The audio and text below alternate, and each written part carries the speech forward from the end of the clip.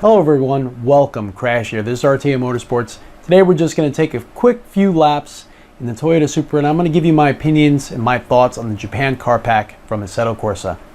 Stay tuned. Welcome to RTA Motorsports.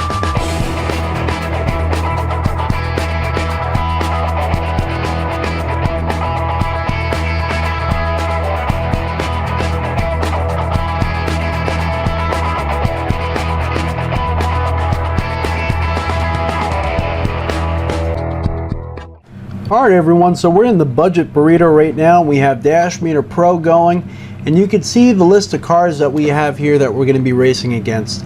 And they're all from the Japan car pack, but it's not the entire Japan car pack. I tried to make this as close to a fair race as possible because we're in the legendary Toyota Supra, but not only any version, but we're in the actual time attack version. So we got a few of those going. We got about 6 opponents. Then we have the Nissan GTR R34s. We have 6 of those. We have about 6 Nissan 370Z Nismos. And all the rest are Mazda RX-7 tuned editions.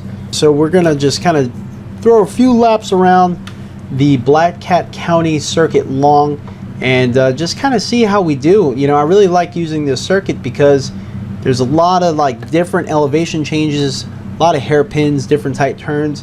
There's even a section where the pavement completely changes to like a rugged road, so I could kind of test and feel how the force feedback is being conveyed through the steering wheel.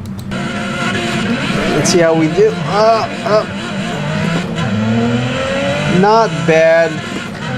Kind of surprised, really, this thing being a time attack, that it didn't really put the power down better. I mean, I had it floored, so it's kind of my fault. It's definitely my fault. It's all my fault. Passing some R34s right now.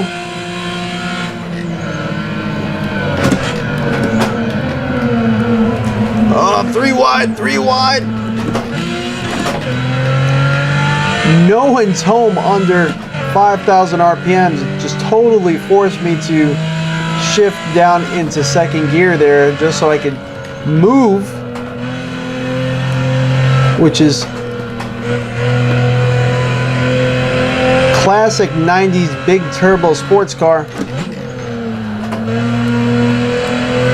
You hear that turbo spooling up, that whistle of that beautiful turbo going.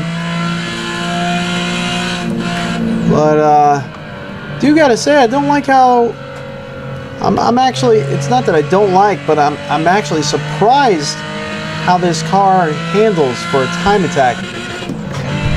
Got some air there, that was pretty cool. Just feels kind of, what did you say, understeerish? That wasn't a good demonstration of it.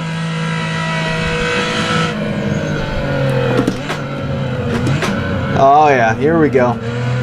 Got some good force feedback coming through the steering wheel. It's not terribly strong, but I could feel a lot of the patches. You could see in my steering wheel what's going on right there. So, you know, the force feedback is there, and it's good.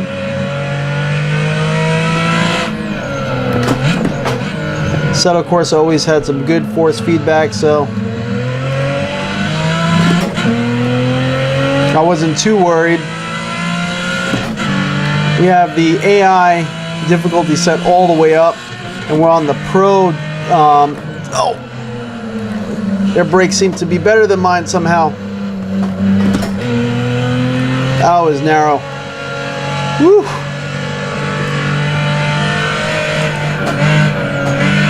Come on.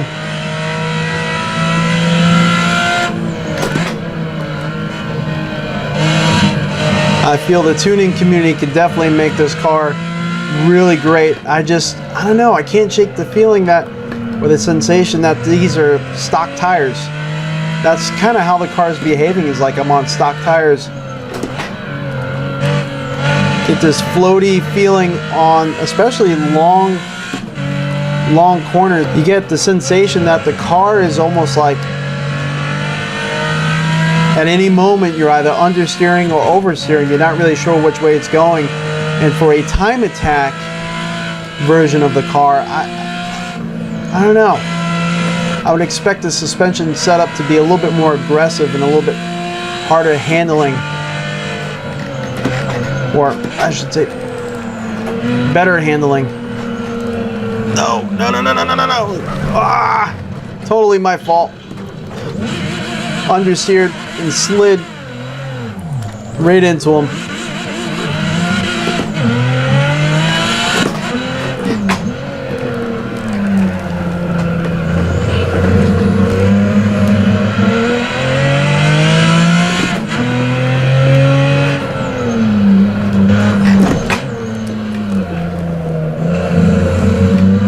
Now this car default setting is with semi-slick, so I mean it would make perfect sense if they put like semi-slick 90s maybe. That would make a little bit more sense. But you know, when I see time attack car, I kind of thought it was like a modern day, like Toyota Supra. The modern day parts, you know, that's just kind of the first thing that popped in my mind is this thing's going to handle like an absolute beast.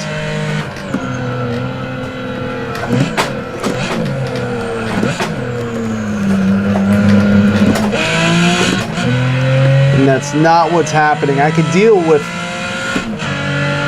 the turbo because, you know, that's just classic 90s sports car, but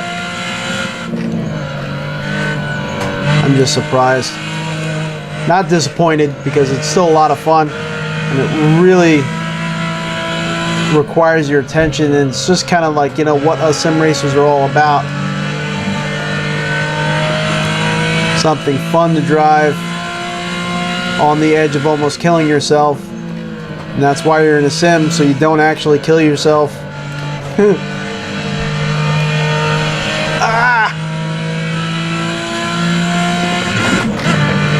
I was at 123 miles an hour right over that jump.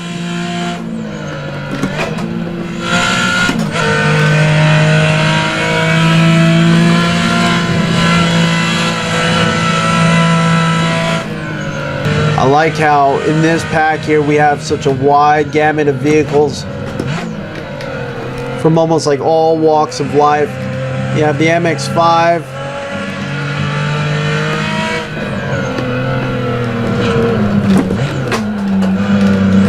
Then you have, you know, these Supras and these R34 GTRs,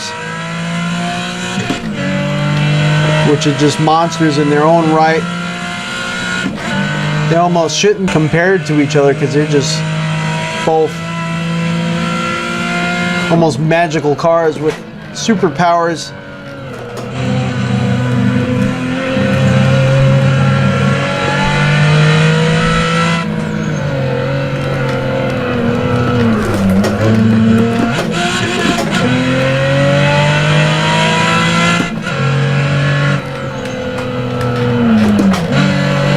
So the AI right now is actually doing really good. It's really challenging. You can see the other Toyota Supras that I paired myself against are pretty much gone. They're way ahead of me right now, especially after that mess up that I made before. And so you really get punished for the mistakes you make. But we are still pulling away from the AI that was behind us. And you know, I didn't see any of them crash. I saw some damage on some of their panels, but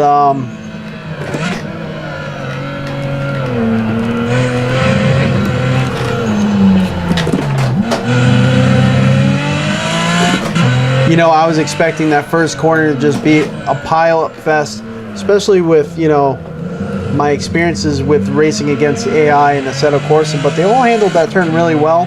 They kind of all went in really staggered too, which was pretty cool to see with AI, instead of them just kind of following one specific line through a turn.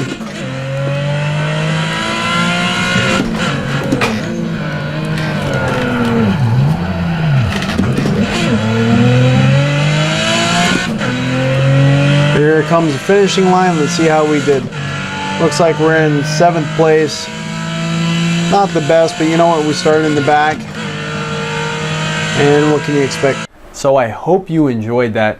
That was absolutely crazy and a hell of a lot of fun. But what I must say, and it just baffles me, is where the hell is the 240? I mean, this was the perfect opportunity to include a 240, an officially licensed version of a 240. Now, I know in the modding community, there's Nissan 240s for days, but I always consider the vehicles brought out by the Kunos team for their title to be like good baselines. Like, this is what it should feel like in a simulation, but there's nothing like having the officially licensed version as well. So you have all these beautiful cars. You have the Toyota Supra, you have the Nissan R34 GTR, which is just absolute awesome monster of a vehicle. You have the RX-7, which is awesome, especially if you're into the Fast and the Furious franchise. You know, that's a classic vehicle from there. And there's a tuned version, which kind of looks a lot like the version.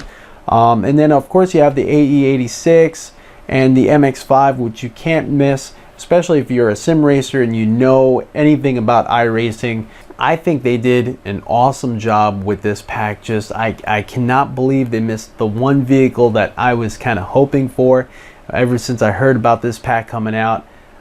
I don't know, the 240 kind of has a humongous community here, and I don't own one myself. I was just expecting it, and I was like, where is it? I mean, this just doesn't make sense. It's like, Anyway, so I hope you enjoyed, and as usual, if you're a sim racer or just a racer in general, have a great day, have fun, see you all out on the track.